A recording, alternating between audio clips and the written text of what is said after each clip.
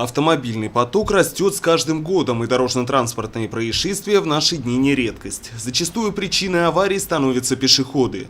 Приводит к этому незнание элементарных правил дорожного движения, а также безучастное отношение взрослых к поведению детей на проезжей части. На днях на эту тему между учащимися школы номер 5 и инспектором по безопасности дорожного движения состоялся живой диалог. В ходе встречи ребята вспомнили основные правила безопасности на улицах, ответили на вопросы по правилам дорожного движения.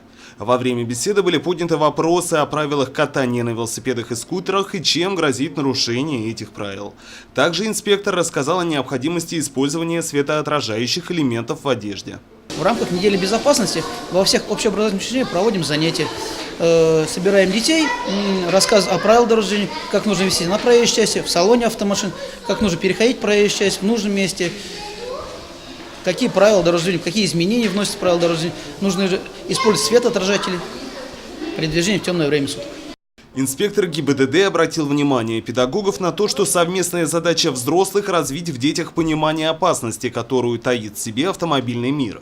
В заключение Альберт Обтекаев отметил, что благодаря слаженной работе школы, семьи, сотрудников ГИБДД по обучению детей правилам дорожного движения можно добиться больших успехов в воспитании законопослушных граждан и снизить детский дорожно-транспортный травматизм.